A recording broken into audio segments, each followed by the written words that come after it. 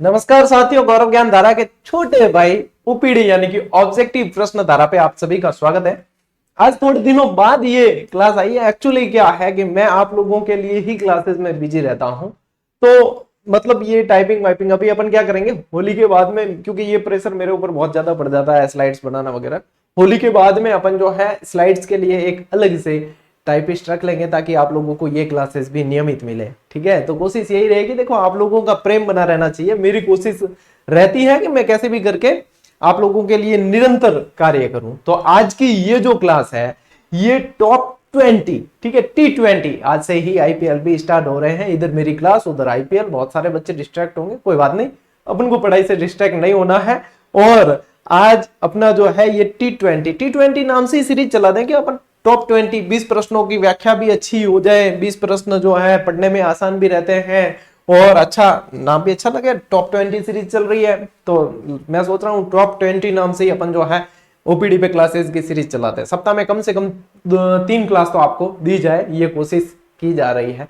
देखिए आज की क्लास कैसी है, तो उससे आप फीडबैक देंगे तब पता चलेगा। ठीक है, तो आज की ये जो क्लास है इसकी खासियत क्या है? इसकी खासियत है कि मैंने साथ में उन एग्जाम के नाम लिखे हैं जिन एग्जाम में ये प्रश्न बने हैं।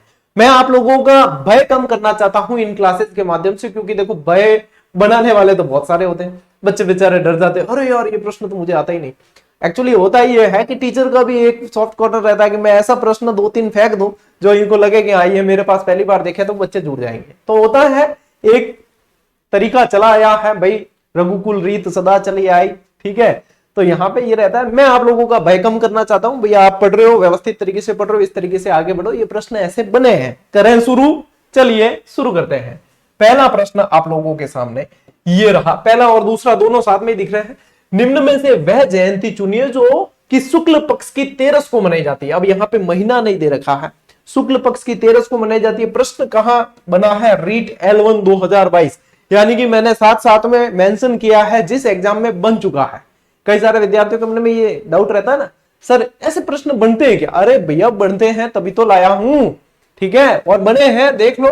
तो और रिपीट होते हैं ये प्रश्न। ये जो टॉप 20 प्रश्न है ना कला संस्कृति के, ये रिपीट कहीं ना कहीं आप लोगों को देखने को जरूर मिलेंगे। तो ये ओपीडी भैया अपना ही चैनल है, सब्सक्राइब कर लेना और बच्चों तक और भी साथियों तक शेयर कर लेना, क्योंकि यहाँ पे अपन वस्तुनिष्ठ क्लासेस लगातार लेकर आएंगे।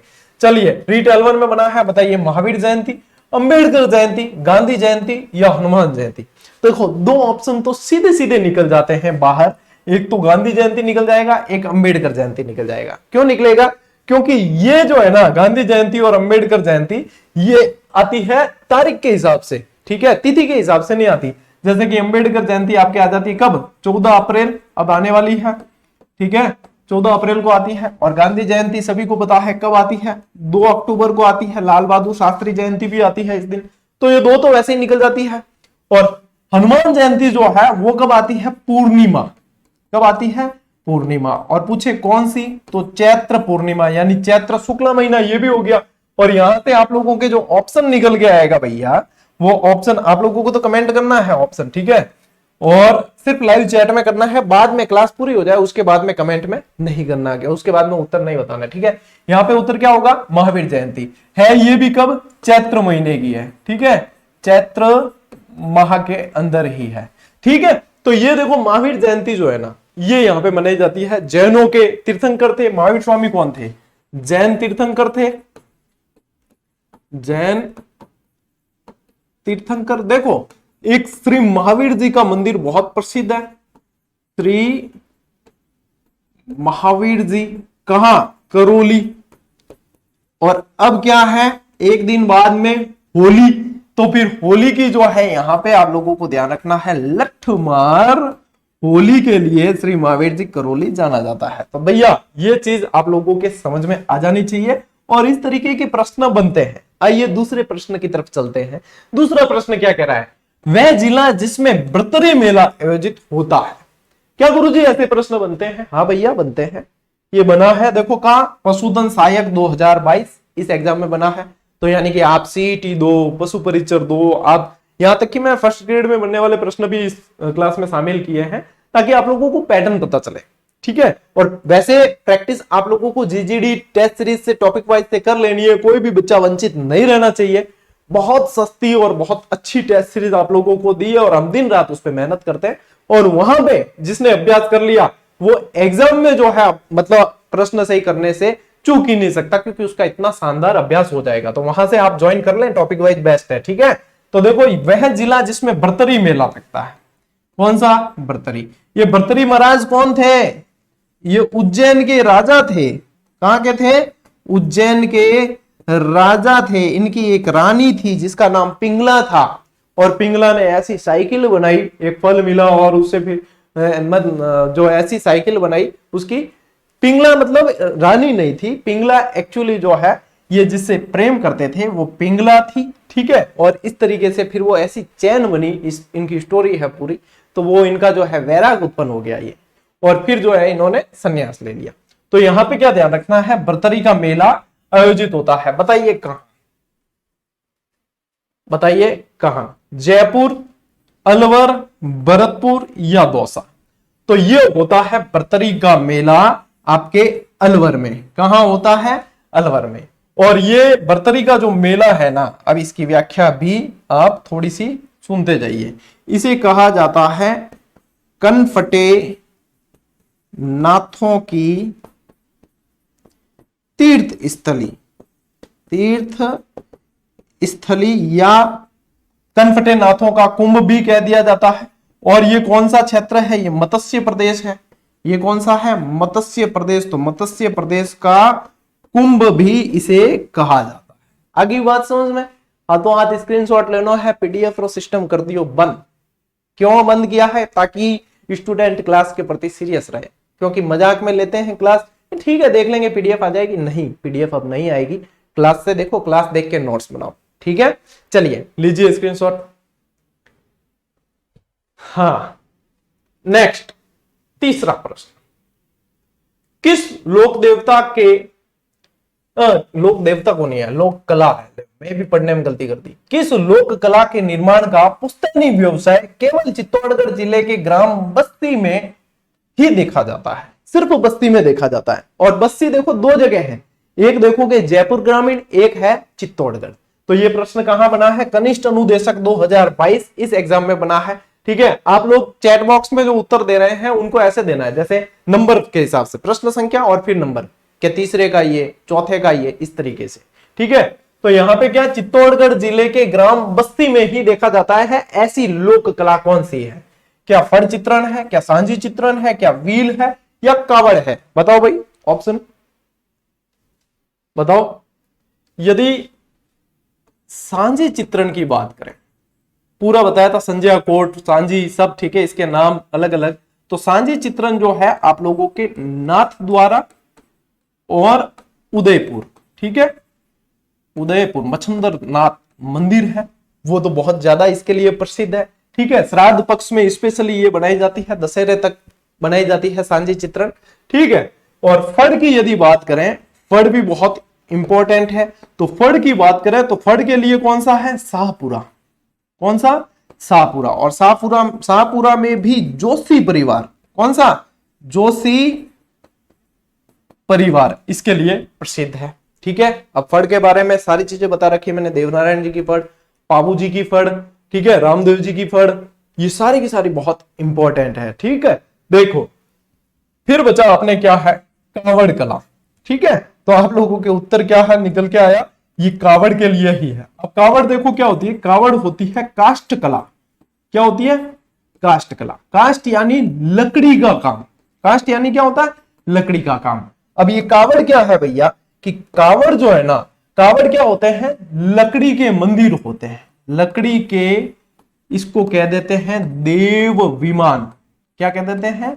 देव विमान। लकड़ी के छोटे छोटे मंदिर होते हैं। और इस कावड़ कला के लिए, यहां लिख दूं, इस कावड़ कला को जो शुरुआत की थी वो थे प्रभात जी सोनी, प्रभात जी सोनी नहीं, प्रभात जी सुथार, ठीक है। और एक और कलाकार इसमें ध्यान रखें, मांगी लाल मिस्त्री, मांगी लाल मिस्त्री इसके प्रसिद्ध कलाकार है, ये आप लोगों को ध्यान रखना है, ठीक है। चलिए नेक्स्ट,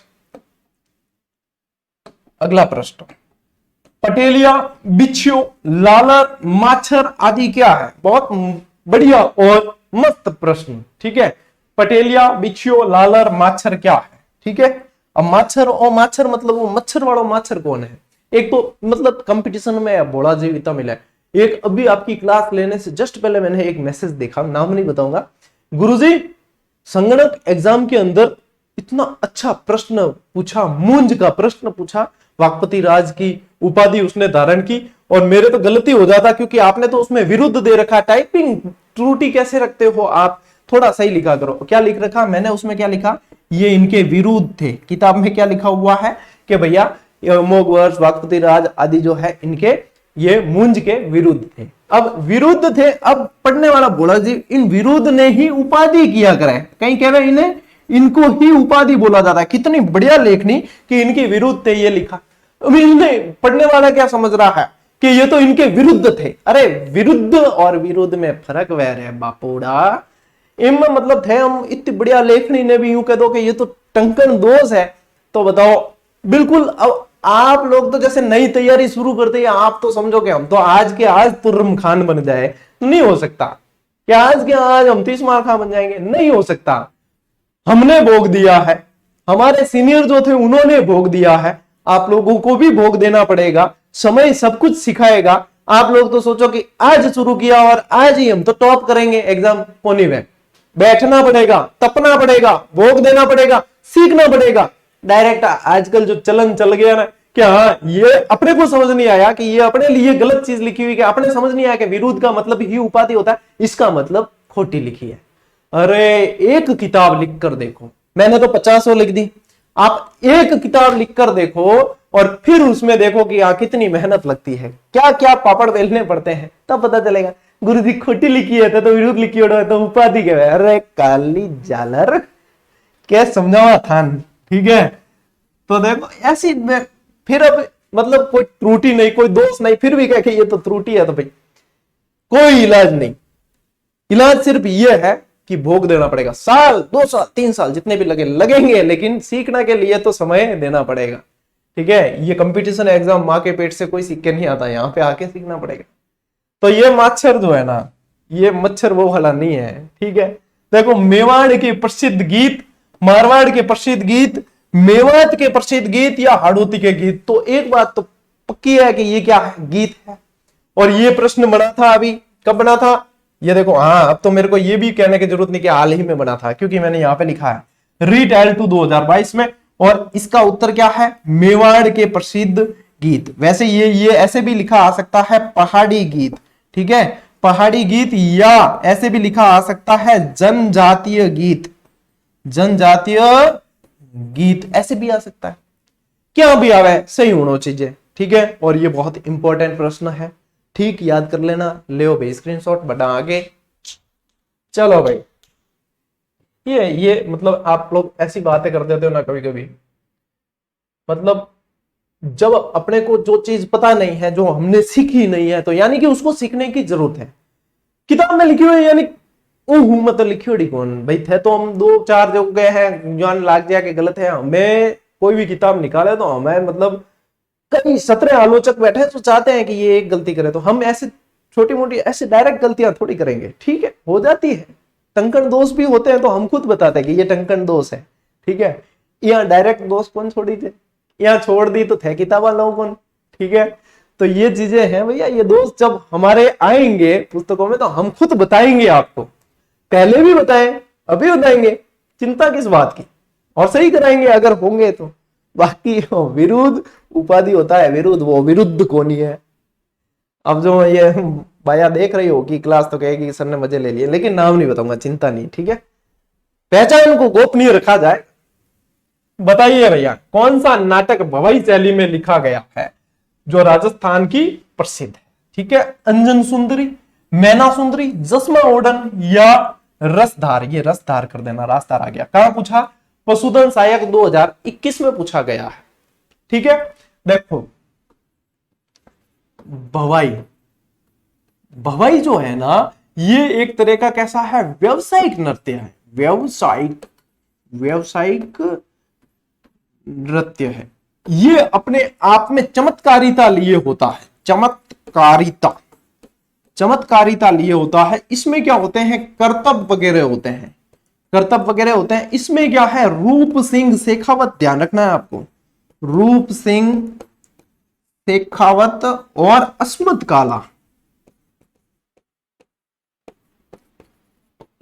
काला का संबंध रहा है। ये इसके प्रसिद्ध कलाकार रहे हैं। ठीक है, ये ध्यान रख लेना। और ये इसका उत्तर जो है साथियों आपके जसमा ओडन है। ठीक है, ये क्या है, शांता गांधी द्वारा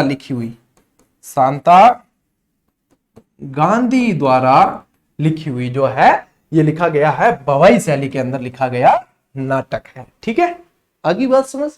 ठीक, अगला प्रश्न चला, गुलालबाई और कृष्णा कुमारी किसके लिए प्रसिद्ध है? ये प्रश्न लगेगा नया, सर ये तो नया है। यदि यहां गुलालबाई की जगह गुलाबो होता तब तो हम बता देते कि ये कालबेलिया है, लेकिन यहां गुलालबाई आया है और कृष्णा कुमारी आया है और प्रश्न बना हुआ भी है। तो भाई ऐसे प्रश्न जो अपनी क्लास में भी छूट गए, तो वो यहां पे तो अपन छोड़ेंगे तो किसी भी तरीके से नहीं, अपन तुलुगमा पद्धति से कवर करेंगे, चारों तरफ से घेर कर। ठीक है, जाएगा एक भी नहीं, लेकिन कंटिन्यू रहना भी पड़ेगा आप लोगों को। कई जना तो उड़ता उड़ता जावे, हाँ थोड़ी देख ली क्लास आगे बढ़ते हैं, थोड़ी देख ली आगे बढ़ते हैं, अरे वो भी तो पढ़ा रहे हैं, यहाँ चक्कर में कोई भी हाथ नहीं आवे। एक दो टीचर को फिक्स कर लो, पढ़ लो, उनसे बेड़ा पार हो जाएगा। 17 को पकड़ोगे खतरा हो जाएगा। ठीक है, क्या स्वांग लोकनाट्य, नौटंकी लोकनाट्य, गौरी लोकनाट्य या ख्याल लोकनाट्य, बताओ देखिए। और कोई भी टॉपिक पढ़ना चाहो ना, आपको लगे कि सर से रह गया, छूट गया या ये, तो भाई 1600 क्लास दे चुका हूं मैं जीजीडी पे। कोई भी टॉपिक पढ़ना चाहो, राजस्थान की इतिहास, कला, संस्कृति, भूगोल वगैरह, जहां पे भी, राज व्यवस्था या कोई भी साइकोलॉजी तक तो उस टॉपिक का नाम लिखो और आगे जीजीडी लिखकर सर्च कर दो। आपके भाई की इतनी तो पहचान है यूट्यूब में कि पहले या दूसरे नंबर पे वो क्लास आ जाएगी। ठीक है, चाहे लोकनाट्य है तो लिख के सर्च कर दो, आभूषण है तो लिख के सर्च कर दो, आगे जीजीडी लगा देना, पहले या दूसरे नंबर पे आपको क्लास पक्की मिलेगी। यहां तक कि भारत की ज्योग्राफी की, विश्व की ज्योग्राफी की वगैरह, ये भी आप जो है सर्च करके देख लेना, भारत के इतिहास की वगैरह, वो भी सारी जो है सर्च करके, अरे आजमाओ तो सही, हमने आप लोगों के लिए बहुत सारे काम करके रखे हैं। ठीक है, तो बताओ गुलालबाई और कृष्णा कुमारी किसके लिए प्रसिद्ध है? अब ये आप लोग जो है इसको नौटंकी लोकनाट्य के लिए ये प्रसिद्ध है। अब देखो, नौटंकी के लिए यदि देखोगे ना, तो अपने यहां पे जो है मेवात का क्षेत्र आप कह सकते हो प्रसिद्ध है, और स्पेशली यहां पे यदि बात करें तो भरतपुर, ठीक है, और डीग इसके लिए स्पेशल प्रसिद्ध है। अब यहां पे ये इसलिए प्रसिद्ध है क्योंकि ये जो है यूपी, उत्तर प्रदेश की हाथरस शैली, हाथरस, ठीक है, यूपी की हाथरस शैली से प्रभावित है नौटंकी लोकनाट्य। और नौटंकी के अंदर देखो, एक बार स्क्रीनशॉट लेना है तो ले लो, मैं मिटा रहा हूं ये। नौटंकी लोकनाट्य के अंदर क्या ध्यान में रखना है, दो व्यक्तियों के नाम आप लोगों को ध्यान में रखने हैं। किसके अंदर? नौटंकी के अंदर। नौटंकी के अंदर दो व्यक्तियों के नाम ध्यान में रखो, एक तो भूरीलाल, क्या भूरीलाल, भूरीलाल डीग, और एक ध्यान में रखो गिरिराज, गिरिराज ये कामा। ठीक है, ये दो तो विशेष रूप से ध्यान में रखने ही है, ये नौटंकी के बहुत प्रसिद्ध कलाकार है और हमेशा पूछे जाते हैं।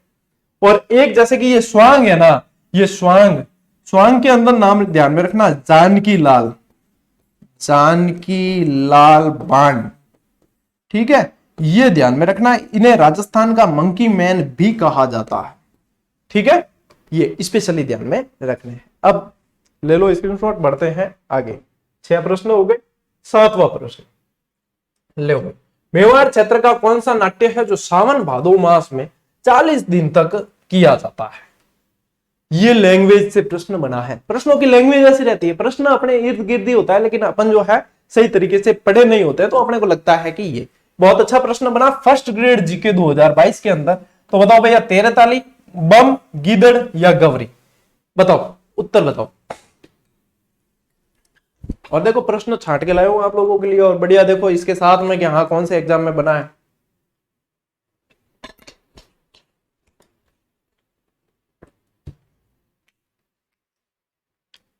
देखो 6 उत्तर बताओ जितने मैं थोड़ी व्याख्या करूं। एक तो क्या आया है, तेरे ताली। तेरे ताली में क्या ध्यान रखोगे, की पॉइंट बताता हूं, ठीक है। रामदेव जी से संबंधित, कामड़ जाति के लोग करते हैं, मांगी बाई ने प्रसिद्धि दिलाई, ठीक है, और पादरला गांव इसका उद्गम माना जाता है, 13 मंजीरे, ठीक है। ये चीजें तो 13 ताली में आपको ध्यान रखना ही है। और बाकी और देखिए अपन जैसे गीदड़ नृत्य, तो गीदड़ जो है ध्यान रखना है, यही पूछा जाता है, शेखावाटी का। इसमें जो है पुरुष महिलाओं का वेश भी रच के करते हैं नाटक, उनको गणगौर कहा जाता है, ये भी ध्यान में रखना। फिर देखो क्या ध्यान में रखोगे, बम, तो बम रसिया वगैरह ये मेवात का है। कहां का है, मेवात का। बड़ा नगाड़ा होता है उसमें बम की आवाज आती है, इसलिए इसका नाम होता है बम। और फिर आते हैं अपन उत्तर की तरफ। उत्तर जो है भैया, प्रश्न क्या था, हाँ उत्तर है आपके गौरी। क्या है उत्तर, गौरी।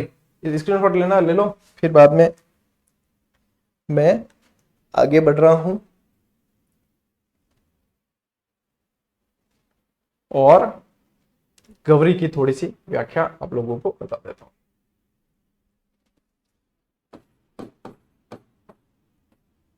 गौरी सबसे प्राचीन लोक नाट्य है, ठीक है। इसे कहा जाता है लोक नाट्यों का मेरु नाट्य। इसे राय या राई भी कहा जाता है। इसमें क्या होता है, शिव भस्मासुर कथा होती है। जो शिव का रूप धारण करता है ना, वो कहलाता है बूढ़िया। और जो अन्य पात्र होते हैं, अन्य पात्र होते हैं, उन्हें कहा जाता है खेलिया या खेला। और ये 40 दिन तक किया जाता है, ठीक है। चलिए अब बताओ भाई, नेक्स्ट प्रश्न, कुंडा पंथ के प्रणेता कौन थे। कुंडा पंथ के प्रणेता कौन थे, लोक देवता थे, ठीक है। गोगाजी, पाबूजी, राव अजित सिंह या राव मल्लीनाथ, बताओ। देखो एक तो है ना पंचपीर, जरूर ध्यान में रखना, ये प्रश्न बनता है। और पंचपीर की क्या ट्रिक बताई थी, गोपाराम है भाई, है, ठीक है, गोपाराम है। तो देखो गोगाजी, गोगाजी, पाबूजी, फिर राम देव जी, मेहाजी, मांगलिया मेहाजी, और है भाई है हड़बू जी। और ऑप्शन में क्या मिलेगा, जो अपने को करना होगा कि पंचपीर में शामिल नहीं है, वो मिलेगा तेजा जी। ये फिक्स रहता है, तेजा जी देते हैं ऑप्शन में, ठीक है, क्योंकि बच्चे कंफ्यूज भी तो होने चाहिए। और इसका उत्तर क्या है, कुंडा पंथ की स्थापना किसने की, मल्लीनाथ जी ने की। मल्लीनाथ जी के नाम से ही बाड़मेर और बालोतरा के आसपास का क्षेत्र क्या है, मालानी क्षेत्र कहलाता है। और मल्लीनाथ जी का जो प्रसिद्ध मंदिर है वो कहां है, तिलवाड़ा।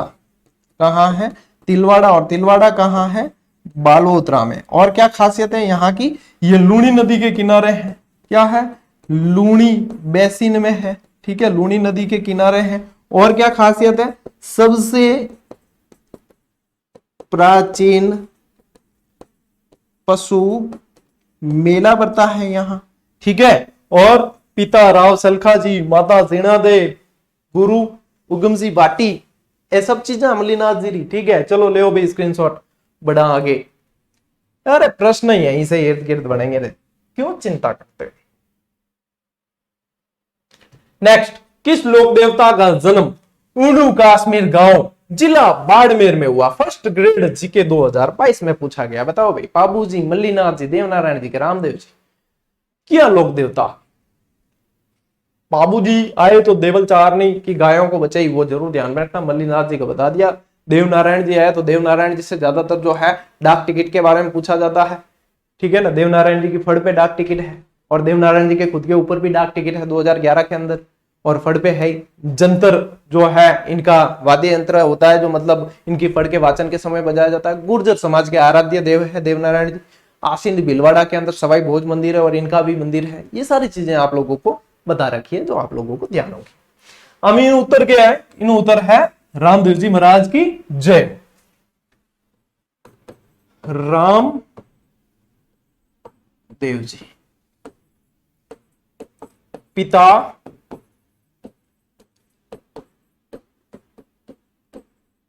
अजमल जी, माता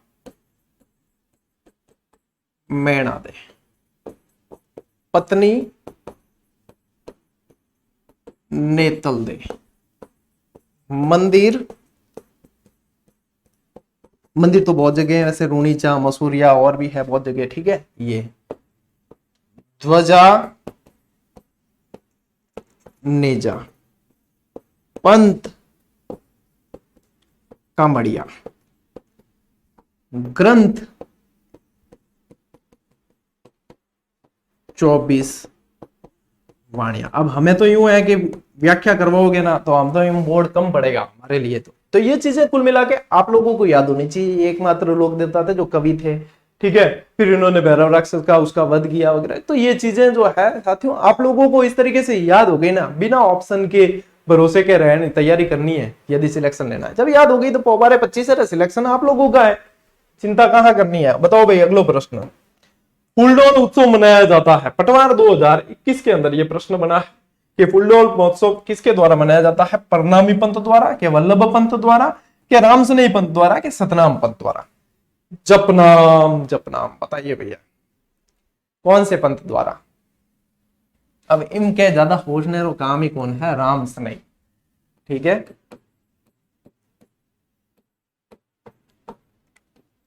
रामसनेही देखो स्पेशली ध्यान रखना, प्रधान पीठ पूछते हैं कहां है? शाहपुरा में। और जो मुख्य इनके प्रवर्तक माने जाते हैं वो कौन है? आपके रामचरण जी, जिनका नाम राम किशन जी भी था, और इनका ग्रंथ था उसे जरूर याद रखना, अर्नब वाणी, ठीक है। ये तो याद रख लो, अब बार गणो ही है। राम द्वारा वगैरह फूलडोल महोत्सव पूछा जाता है जो ध्यान रखना। चलिए आगे बढ़ते हैं। मोतीलाल तेजावत किस गांव के निवासी थे?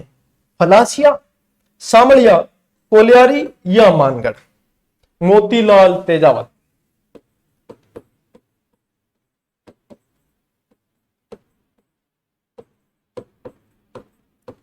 इनके बारे में जो पूछा जाता है, इनकी उपाधियां पूछी जाती है, तो देखो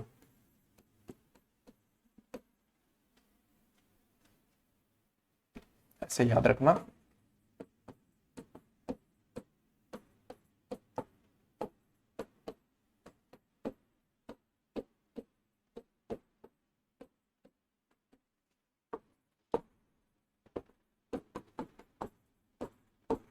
बावजी, ठीक है।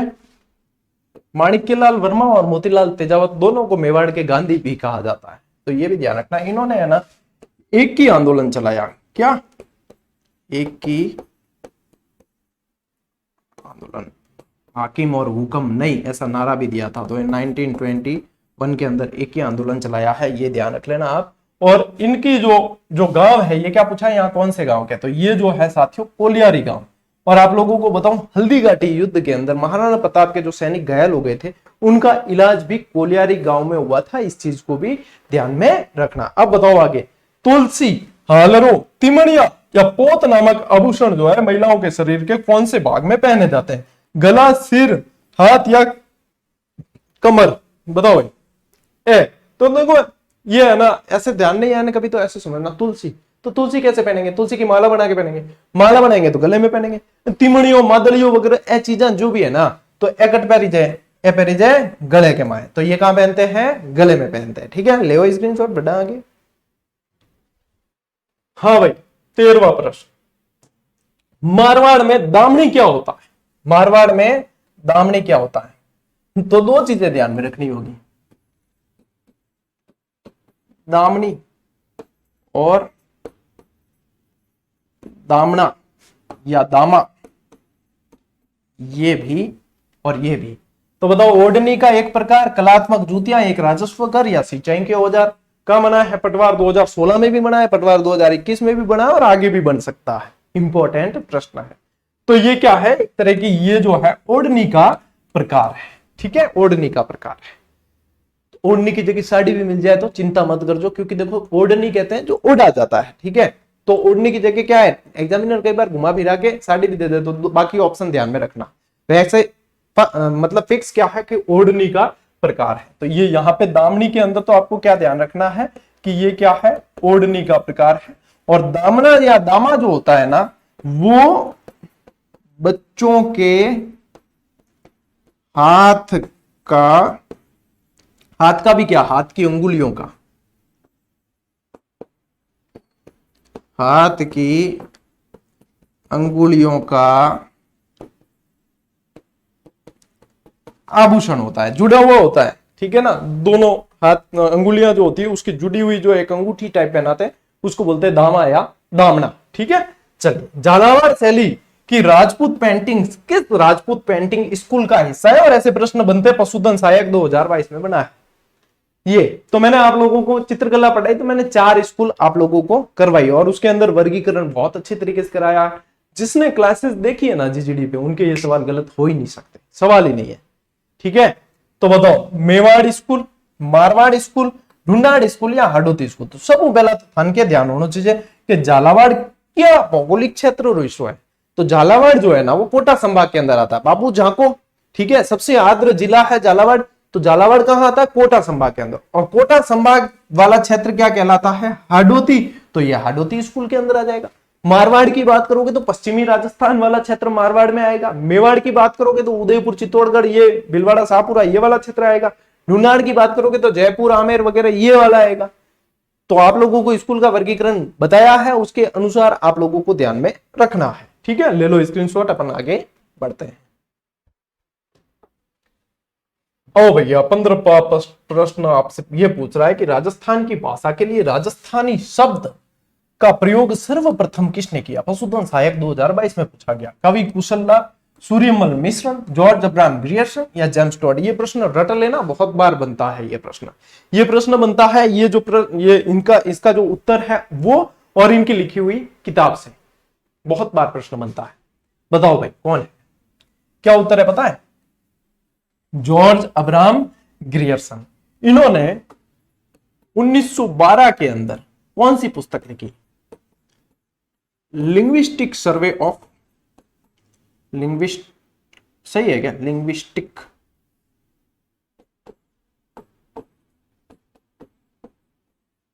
सर्वे ऑफ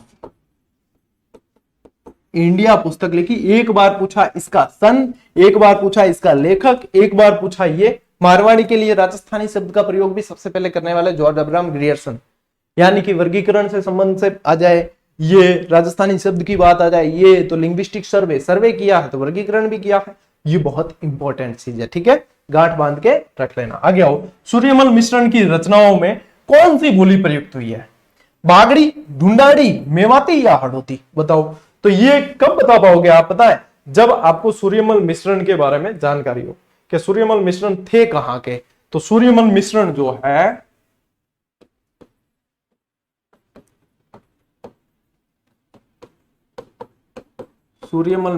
है वो बूंदी के थे। कहां के थे?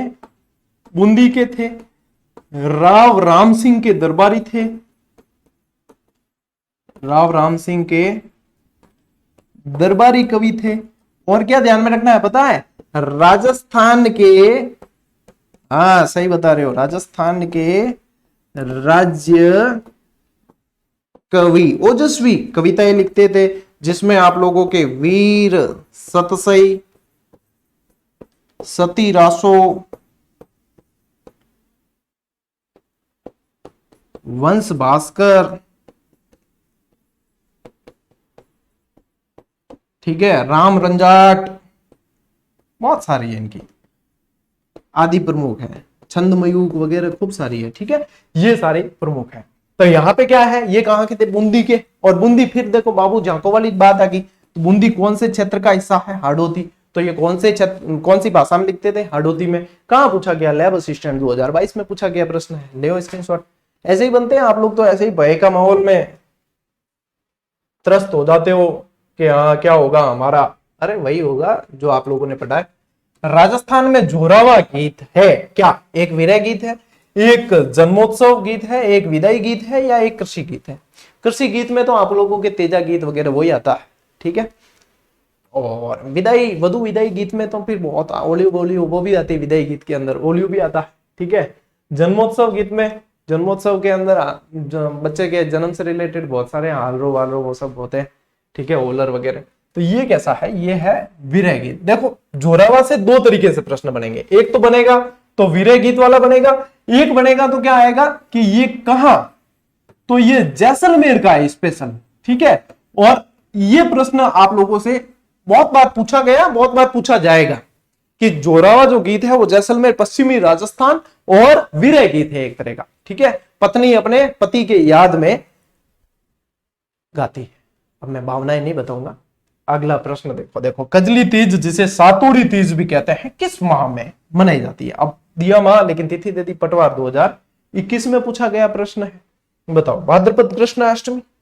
अब देखो तीज है तो अष्टमी तो हो ही नहीं सके, भाद्रपद कृष्ण तृतीया, चैत्र कृष्ण अष्टमी और कार्तिक पूर्णिमा। कितना मतलब यहाँ पे दिमाग लगाने वाली बात है आप लोगों के सिर्फ, क्या हाँ ढंग से अगर दिमाग भी लगाया तो कुछ प्रश्न तो ऐसे भी सही हो जाते हैं। क्या कजली तीज पूछियो है, सातुड़ी तीज पूछियो है, ठीक है, तो अष्टमी को तो आ नहीं सकती, दो तो अष्टमी ऑप्शन है, एक पूर्णिमा है, तो भैया निकला ऑप्शन सीधा का सीधा राइट, भाद्रपद कृष्ण तृतीया को। इसे बड़ी तीज भी कहा जाता है, इसे क्या कहा जाता है, बड़ी तीज भी कहा जाता है। और स्पेशली क्या ध्यान में रखना है, ये बूंदी के अंदर विशेष रूप से मनाई जाती है, नीम की पूजा की जाती है, चंद्रमा की पत्नी रोहिणी को मानकर पूजा की जाती है, ठीक है। और बहुत अच्छी तरीके से मैंने क्लास पढ़ाई, जब व्याख्या करके आप लोगों को बताई थी, ठीक कि क्या क्या होता है इस दिन। तो भैया लीजिए स्क्रीनशॉट। 18 प्रश्न हो गए और पता ही नहीं चला। मेरे को लगता है कि टॉप 20 सीरीज अपनी अच्छी चलेगी ओपीडी पे। क्या टॉप 20 प्रश्न लाइए सर। टॉप 20 में क्या है, देखो 37 मिनट हुई है, यानी कि 40-42 मिनट का काम है, यानी कि लगभग 45 मिनट। और 45 मिनट में 20 प्रश्न, और 20 प्रश्नों की फिर मैंने कर दी व्याख्या, यानी कि आप लोगों के पास में 20 प्रश्नों का भाई वो भी हुआ, आपका मानसिक चिंतन मनन संक्रिया वगैरह सब हुई, और प्रश्नों की व्याख्या हुई। तो आप लोगों के पास में एक प्रश्न के कम से कम 3-4 फैक्ट निकल के आए। तो यानी 20 प्रश्नों के अंदर भी आप देखोगे तो 80-90 फैक्ट आप लोग इस 45 मिनट में लेके जाओगे। क्या खोटी बात है, नहीं है ना। तो करो शेयर और सब्सक्राइब, तो पता चले कि आपको जरूरत है, नहीं तो मानेंगे क्या, ठीक है चलो कोई नहीं। अब आगो क्या 100K वाला आया ना, सिल्वर प्ले बटन आया है, अब अपने 2-2 बटन हो गए सिल्वर प्ले वाले, जीजीडी का भी है, ओपीडी का भी है। अरे क्लास देंगे आप लोगों को, थोड़ा सा आप लोग प्रेम दिखाओ खुल के, पता चले कि हाँ कितना चाहते हो आप, ठीक है। जितना आप लोग प्रेम दिखाओगे उतना मैं आप लोगों के लिए एफर्ट करता जाऊंगा। रज्जबवाणी पुस्तक किस पंथ से संबंधित है। अब देखो बहुत बढ़िया प्रश्न, कहां बना, कनिष्ठ उपदेशक 2022 के अंदर। दादू पंथ, बिश्नोई, निम्बार्क या रामसनेही, बताओ भाई। तो रज्जब जी जो थे ना, ज्यादा आप लोगों का समय नहीं लूंगा, रज्जब जी जो थे वो पठान थे। कौन थे, पठान थे। इनके गुरु जो थे वो दादू दयाल थे। कौन थे, दादू दयाल। ये दादू दयाल जो थे, इनका उपनाम ध्यान रखना, ये बहुत बार पूछा गया है, राजस्थान का कबीर कहा जाता था इन्हें। क्या, राजस्थान का कबीर। इनका जन्म जो है 1544 माना जाता है। क्या जन्म 1544। ये भी कबीरदास जी की तरह जो है साबरमती नदी में बहते हुए मिले थे।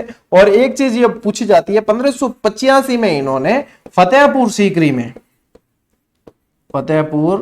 सीकरी में अकबर से मुलाकात की। कौन, दादू दयाल, अकबर से। अब दादू दयाल जी की तो यार इतनी व्याख्या हो जाए कि बोर्ड मतलब पूरी क्लास इस पे ही चल सकती है, खूब सारे हैं, ठीक है। निपंक आंदोलन चलाया, परम ब्रह्म पंथ, पर ब्रह्म पंथ इन्होंने चलाया, इनकी 5 शाखाएं हैं, ठीक है। इनके 5 जो है वो तीर्थ स्थल है, 52 इनके इस प्रमुख जो है 52 स्तंभ है, इनके 152 शिष्य है टोटल कुल मिला के। और बहुत सारे देखो, दादू खोल अलग है, अलग दरीबा अलग है, इनके सत्संग स्तंभ अलग दरीबा कहलाते हैं। दादू खोल बहराणा के अंदर है, इनकी प्रधान पीठ नारायणा में। खूब सारी व्याख्या होती है दादू दयाल जी में। अब इतनी बताइए बोल के आप लोगों के रिकॉल हो गई होगी। ठीक, अब बात क्या है, उत्तर तो देखो वही है, दादूपंथ से संबंधित है, क्योंकि शिष्य किसके, दादू दयाल जी के। और रज्जब वाणी के अलावा एक और पुस्तक थी इनकी, ध्यान रखना, सर्वंगी। और ये रज्जब जी जो थे आजीवन दूल्हे के वेश में रहे, शादी करने जा रहे थे, दादू दयाल जी का प्रवचन सुन लिया कि ओ होली शादी, अब तो मैं सन्यासी बनूंगा, और फिर सन्यासी बन गए। जब दादू दयाल जी की मृत्यु होगी तो हमेशा हमेशा के लिए आंखें बंद कर ली कि मेरे गुरु ही चले गए, अब मैं क्या देखूं। लेकिन ये पढ़े लिखे नहीं थे, फिर भी इनके ये ग्रंथ है, तो ध्यान रखना। ठीक है, अगला प्रश्न, मध्यकालीन मेवात के प्रसिद्ध संत कौन थे, बताओ। मध्यकालीन मेवात के, चरणदास जी, लालदास जी, हरिराम दास जी या सुंदरदास जी। ये सुंदरदास जी भी है ना, ये भी दादू दयाल जी के शिष्य थे, और इन्हें राजस्थान का शंकराचार्य या राजस्थान का या दूसरा शंकराचार्य भी कहा जाता है। ठीक है, ध्यान रखना इन। चलिए बताइए, सीधे बता दूंगा उत्तर। लालदास जी, मेवात के कौन थे, लालदास जी। किसके बारे में बता रहा हूं, लाल दासी संप्रदाय प्रवर्तक कौन थे, लालदास जी थे। ठीक है, धौलीधूप में अंदर इनका जन्म हुआ, धौलीधूप अलवर में जन्म, नगला जहाज भरतपुर में इनकी प्रधान पीठ थी। और इनके जो अनुयायी होते हैं, इनके साधु कहते हैं कि स्वयं कमा कर खाते हैं, भिक्षा मांगने नहीं जाते हैं, खुद कमा कर खाते हैं। ये थोड़ी सी विशेषता है। ले लो भाई स्क्रीनशॉट, ले 20 प्रश्न टॉप 20, और ये है अपनी टॉप एलडीसी की शानदार बेस कीमती पुस्तक। बेस कीमती इसलिए नहीं कि इसकी रेट तो बहुत डाउन टू अर्थ रखी है, सिर्फ हर विद्यार्थी के लिए सुलभ, और लेकिन ये इसलिए इंपॉर्टेंट है क्योंकि ये बेहतरीन तराशी हुई पुस्तक है। जब आप पढ़ोगे तभी जो है दिल से दुआएं निकलने लग जाएगी। तो मार्केट में उपलब्ध है ये। चलिए, ये तो बताया, लेकिन ये और भी इंटरेस्टिंग चीज जो आज टेलीग्राम पे बता दी थी आपको, राजस्थान की राज व्यवस्था की स्पेशल एक ऐसी किताब जो आप लोगों को भटकना छुड़वा देगी। क्या आप राज व्यवस्था के लिए बहुत सारी चीजें देखनी पड़ती है कि वहां से प्रश्न पूछते हैं।